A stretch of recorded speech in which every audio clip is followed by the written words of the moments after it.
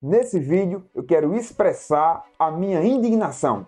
Há alguns dias atrás eu vi alguém aqui na internet atacando o cristianismo, atacando a história do cristianismo, inclusive responsabilizando os cristãos pela onda de antissemitismo que está se desenvolvendo a partir do conflito que está acontecendo na Palestina, acusando então os cristãos de serem os responsáveis por terem sido perseguidores e por terem odiado os judeus em alguns momentos da história.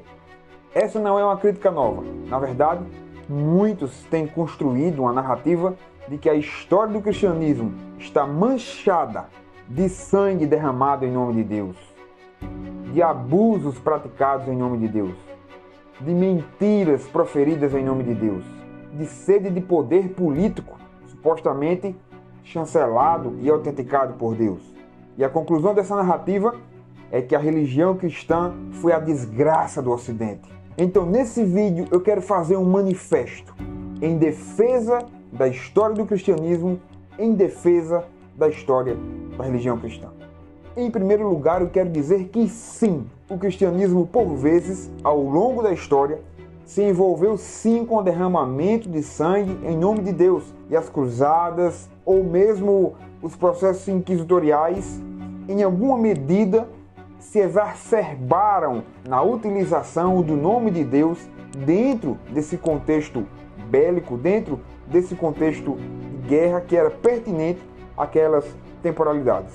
Eu quero aqui também reconhecer e dizer que sim, o cristianismo em alguns momentos de sua história também se envolveu com escândalos, também se envolveu com abusos.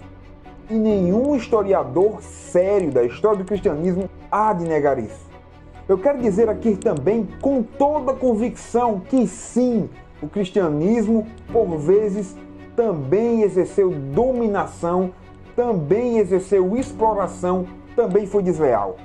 Papas, bispos, clérigos, pastores, sempre houve na história do cristianismo, infelizmente, homens que, investidos do nome de Deus, abusaram dos fiéis, abusaram da fé ingênua, inocente, sincera. Contudo, isso não apaga a beleza, o esplendor, a riqueza, a herança cultural, política, econômica, filosófica, devocional, mística que emana da história da religião cristã. O cristianismo nos deu um patrimônio artístico colossal, catedrais magníficas, pinturas belíssimas, arquiteturas indescritíveis. O cristianismo nos deu o maior testemunho em toda a história da causa social.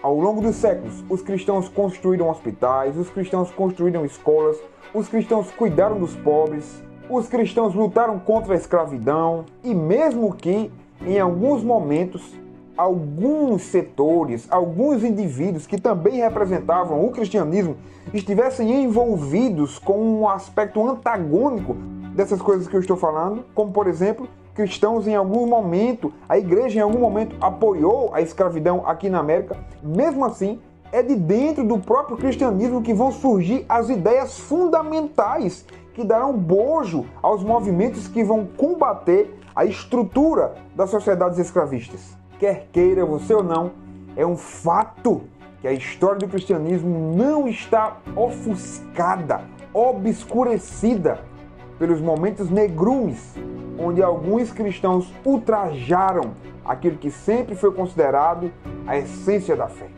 E deixe-me agora fazer duas comparações provocativas.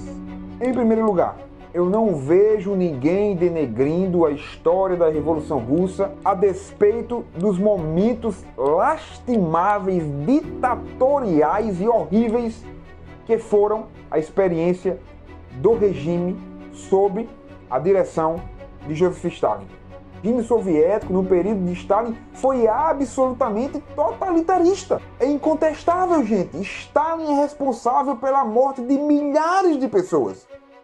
Mesmo assim, a Revolução Russa não é denegrida por esse momento lastimável de sua experiência. Um segundo exemplo.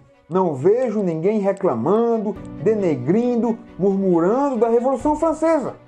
entre 1793 e 1794 foram pronunciadas mais de 17 mil condenações à morte.